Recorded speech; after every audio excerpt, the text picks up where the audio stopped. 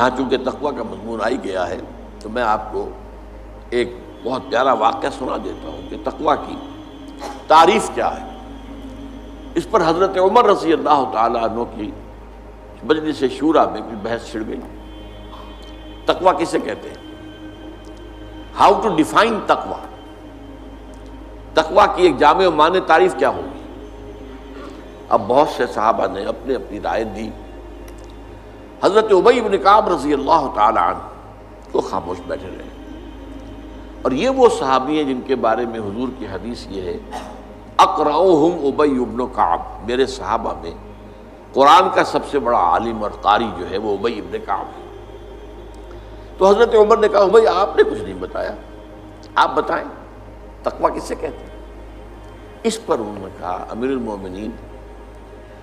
اگر کسی شخص کو کسی خاردار جنگل میں سے گزرنا پڑے، اوپر جھاڑیاں ہیں، کانٹوں دار ہیں، درخت ہیں، نیچے لمبی لمبی گھاس ہے، کوئی پگڈنڈی بھی بنی ہوئی نہیں ہے کہ جو راستہ نظر آ رہا ہو، کیا پتہ کہیں گھاس کے اندر کوئی سانپ کنڈلی مارے بیٹھا اور آپ کا پاؤں اس پر پڑ جائے۔ اور آپ کو معلوم ہے امیزن کا طاس اور کانگو کا طاس جو ہے، یہ جو دنیا میں جو سب سے زیادہ گھنے جنگل ہے افریقہ میں اور ایک ساؤتھ امریکہ میں،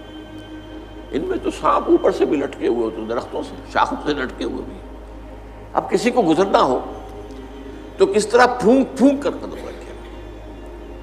دیکھ دیکھ کر، چوکن نہ ہو کر، اچھی طرح احتیاط سے۔ یہ در حقیقت تقویٰ ہے، بچنا،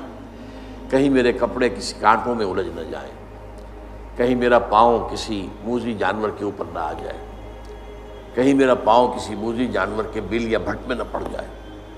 اب اس طریقے سے پھونک پھونک کر، جس کو ہم کہتے ہیں محاورے میں پھونک پھونک کر قدم رکھنا اور پوری طرح چوکس اور چوکنے ہو کر راستہ طے کرنا، یہ تقویٰ ہے۔ اس پہلو سے در حقیقت یہ زندگی جو ہے یہ بھی ایک سفر ہے، جس کے لیے حدیث ہے حضور کی، کن فی الدنیا کانک غریب و عابر سبیل،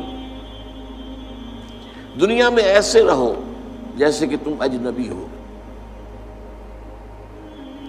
یہ بہت قابل غور ہے معاملہ۔ اصل میں ہم دیکھتے ہیں عام لوگوں کی دلچسپیاں کیا ہیں، عام لوگ کدھر بھاگ رہے ہیں، کدھر دوڑ رہے ہیں، سب کو دنیا کی پڑی ہوئی ہے، بہتر سے بہتر مکان، عالیشان سے عالیشان محل، نئی سے نئی کار، اعلیٰ سے اعلیٰ کار۔ اس میں ایک آدمی جو ہے جو حق پر چلنے والا ہو اور جس نے اپنے آپ کو دین کے لیے وقف کر دیا، وہ اپنے آپ کو اجنبی پائے گا۔ میری سوچ اور ہے، ان کی اور، انہیں دنیا کسی اور چیز کی ہے، مجھے فکر کوئی اور دامن گیر ہے، تو اجنبی، وہ اپنے آپ کو اس ماحول میں اجنبی پائے گا۔ کن فی الدنیا کانک غریب او عابر سبیل، یہ ایسے رہو جیسے کہ راستہ گزرنے والا ہوتا ہے، اسے راستے سے کوئی پیار نہیں ہوتا، اصل میں تو منزل ہے جہاں پہنچنا ہے، اسے راستہ اس منزل تک پہنچانے کا ذریعہ ہے۔ یہی وجہ ہے کہ حضور نے فرمایا صلی اللہ علیہ وسلم، مالی ولی دنیا، مجھے تمہاری دنیا سے کیا سروکار، انما مثلی کا راکب استظل تحت شجرۃ ثم رعى فترکھا، میری مثال تو اس مسافر کی سی ہے، سوار جو تھوڑی دیر کے لیے رکتا ہے کسی درخت کے سائے میں سستانے کے لیے، تھوڑا سا آرام کرنے کے لیے، پھر وہ چھوڑتا ہے، اس کو اپنا راستہ لیتا ہے۔ یہ اس کا ٹھکانہ تو نہیں ہے، یہ اس کی منزل تو نہیں ہے، یہ اس کا گھر تو نہیں ہے، یہاں اسے رہنا تو نہیں ہے۔ تو ٹھیک ہے، دنیا کا درخت کا ایک سایہ تم پر بھی چھت کا ایک سایہ ہو جائے، بہت غنیمت ہے، غنیمت سمجھو کہ سایہ ہے۔ لیکن یہ ہے کہ عالیشان محلوں کی آرزویں دماغ سے نکال دو، دنیا کی چیزوں کی طلب جو ہے وہ دل سے نکال دو، باہر کر دو، جس کو کہتے ہیں کہ یہ جیسے ہے جیسے کہ سمندر میں کشتی جا رہی ہے، سمندر کشتی چل رہی ہے پانی پر، لیکن اگر یہ پانی آ گیا کشتی میں تو ڈوب جائے گی۔ لہذا دنیا میں رہو،